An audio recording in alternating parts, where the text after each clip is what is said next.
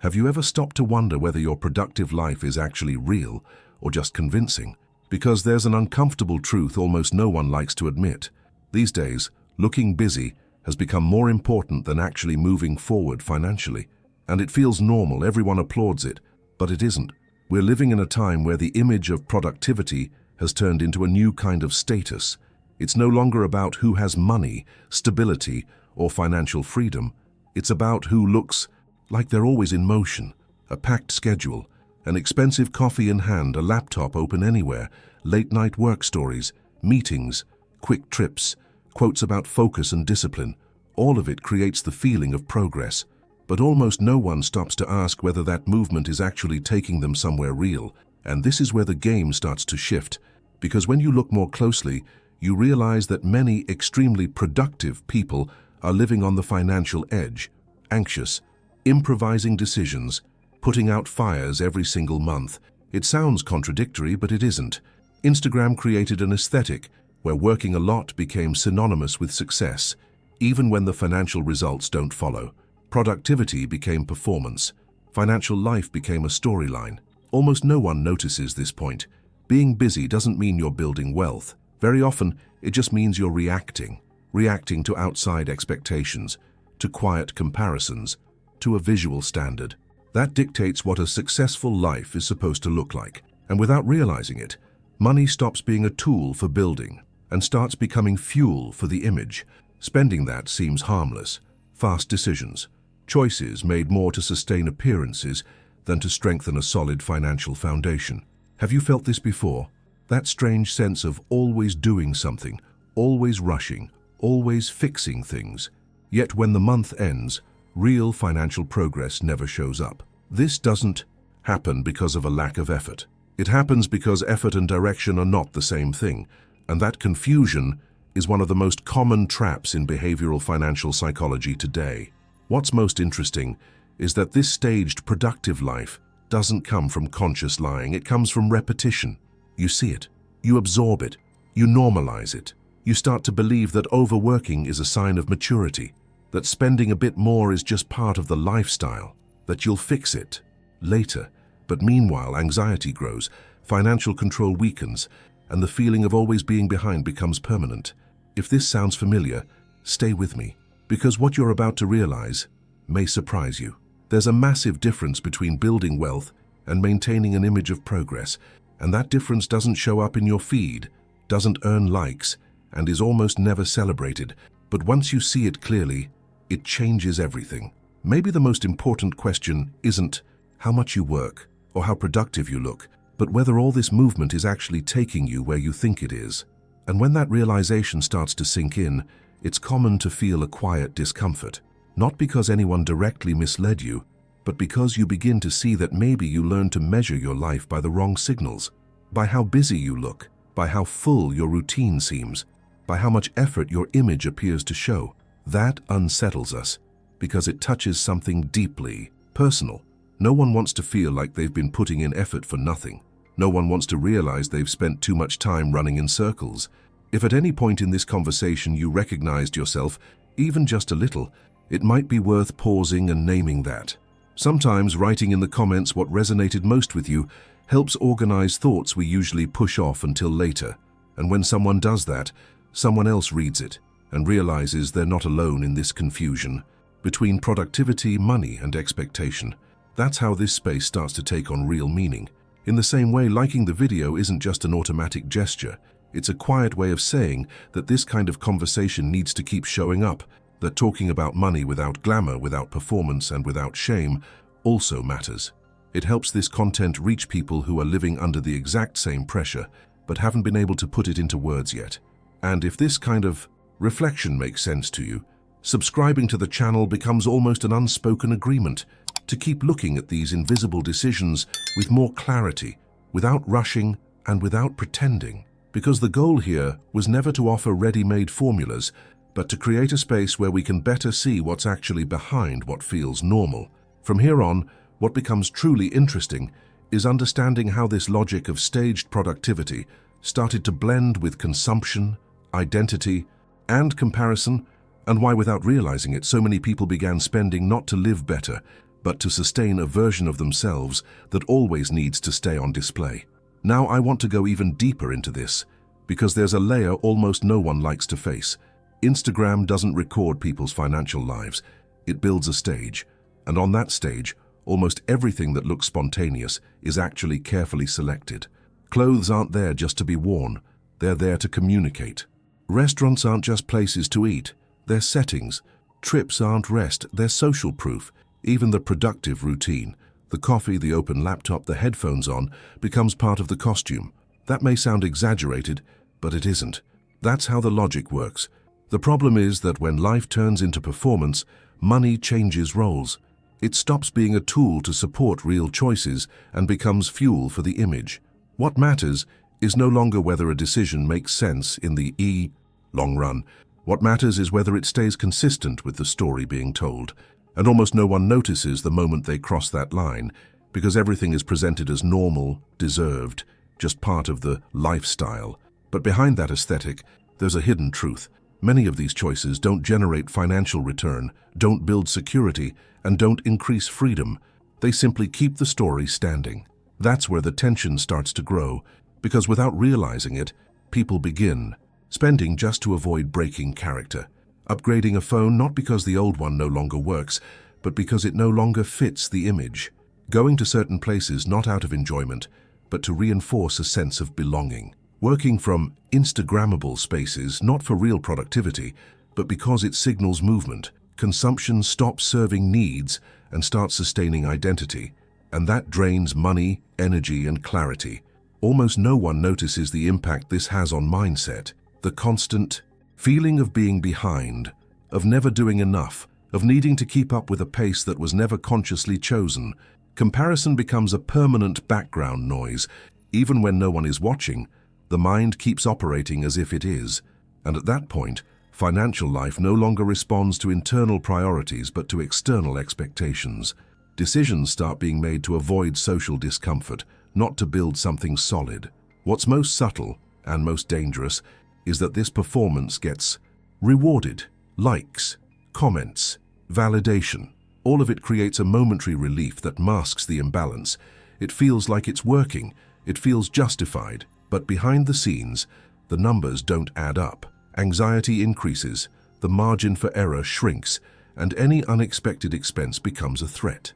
The financial journey becomes fragile, even when the image looks strong. Now I want to go even deeper, because there's one question that changes everything once you start taking it seriously.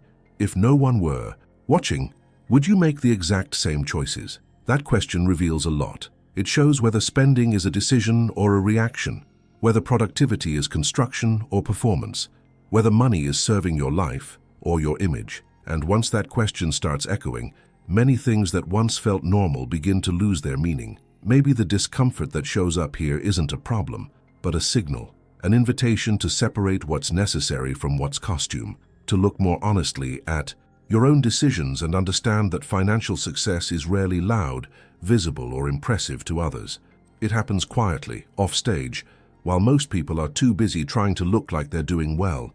If this part of the conversation sparked something in you, leave a comment saying, "This makes sense to me." Now I want to go even deeper into this, because there's a cost almost no one factors in when talking about money. The impact of constant comparison. Not the obvious, conscious kind, but the quiet, daily, almost automatic one. You open your phone without any real intention, scroll for a few minutes, and before you realize it, something inside you has already shifted. It's not a clear desire that shows up. It's a strange feeling of being behind, of not being enough, as if everyone else is moving forward and you somehow got left standing still. That's how the brain starts to distort reality. What are actually exceptions begin to look like the norm. Frequent trips start to feel routine. Expensive restaurants seem like a normal habit. Young people talking about early financial freedom start to feel like the rule, not the exception. And little by little, your sense of what's financially normal gets recalibrated without you even noticing. It seems harmless, but it isn't. This is where many decisions begin to be made on emotional impulse, not on clarity. The most delicate part is that these decisions rarely come from genuine desire. They come from reaction, from that thought almost no one admits out loud, but that echoes quietly inside. If everyone else can do it, maybe the problem is me. That thought creates anxiety.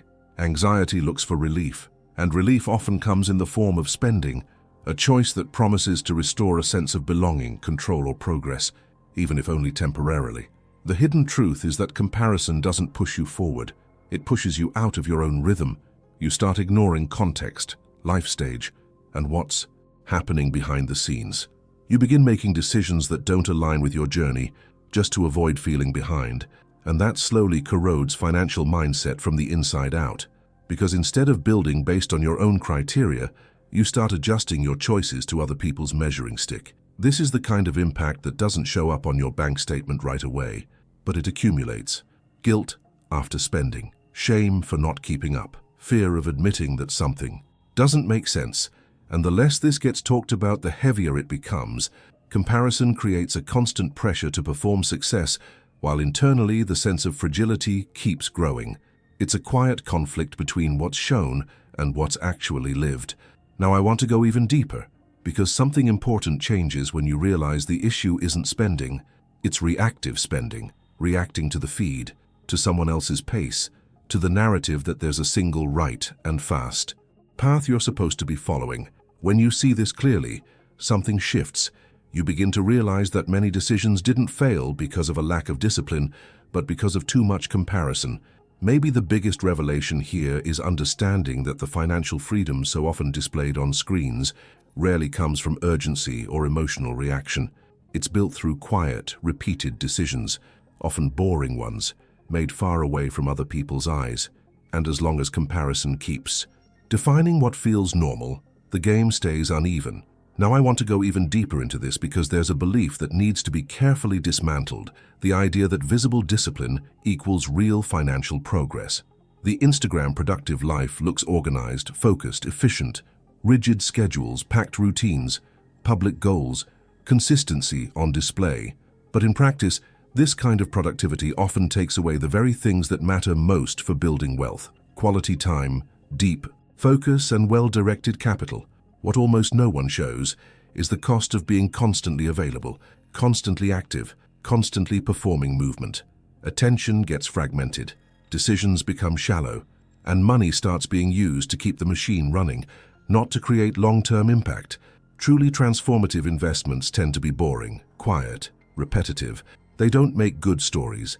They don't spark conversation.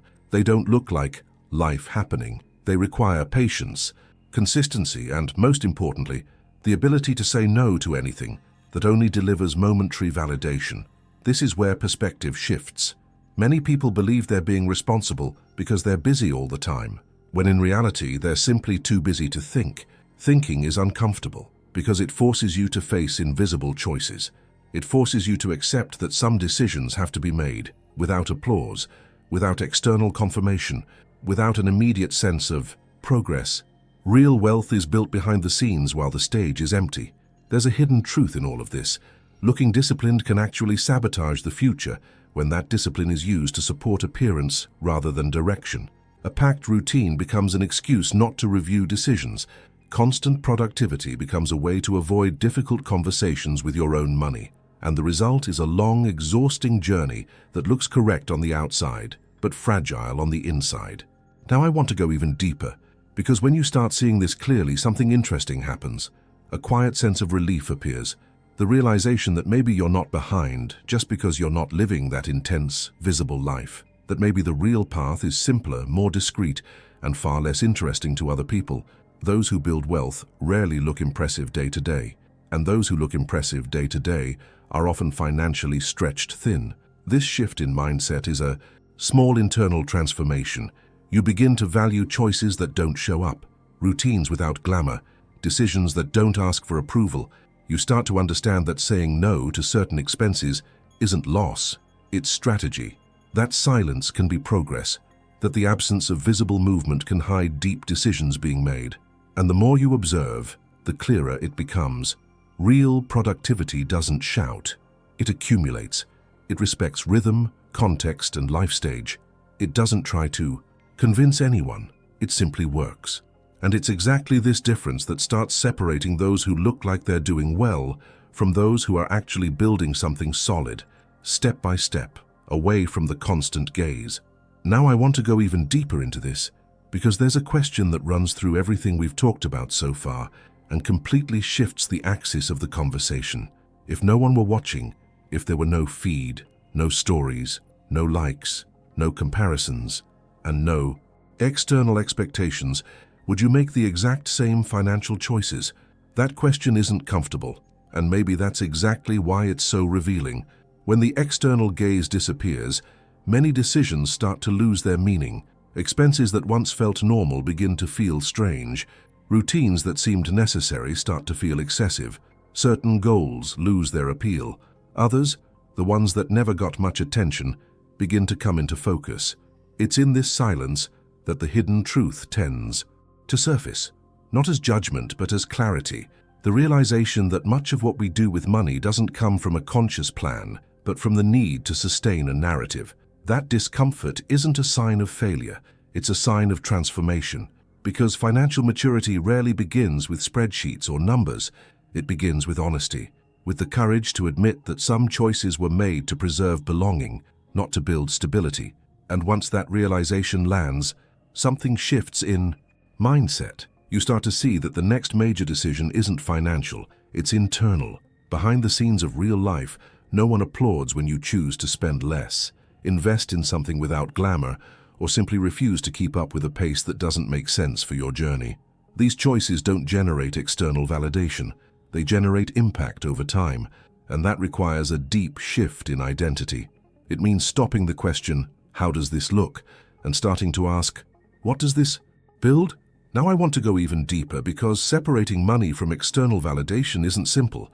Money touches self-worth, comparison, and our sense of value. It blends into who we think we are and who we want to appear to be. That's why so many decisions look rational on the outside, but are emotional on the inside. And that's exactly where many people get lost, thinking the issue is earning too little, when in reality it's deciding under invisible pressure.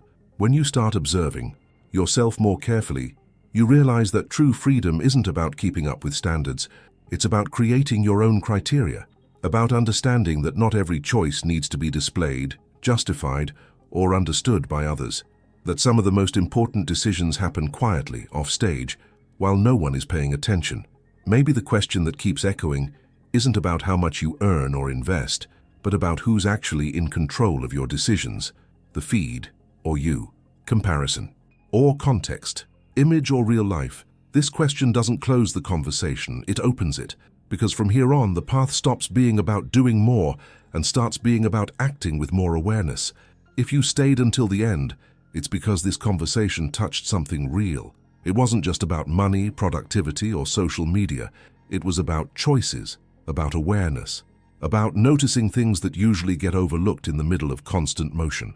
When a conversation reaches this point, it stopped being superficial a while ago. If it resonates with you, leave a simple comment below, just to mark that you were here. You can write, "This message was for me," or "I'm with you until the end." Not as an obligation, but as a quiet sign that you stayed, reflected, and were open to seeing these behind-the-scenes realities more clearly. Those comments create a silent space where others read them and realize they're not alone in these kinds of questions. Liking the video is also just a discreet way of saying that this kind of conversation matters, that talking about money without performance, without glamour, and without ready-made formulas still has a place. It helps this content keep reaching people who are living through the same internal conflict but haven't been able to put it into words yet. And if you feel that this kind of reflection helps you make decisions with more calm and less external pressure, subscribing to the channel becomes a natural way to continue this journey. Not to receive ready answers, but to keep looking more honestly at the choices that truly shape life over the long term. There's a video right next to this one that complements this topic perfectly and goes deeper into the separation between identity, money, and external validation. Click it and continue with me over there.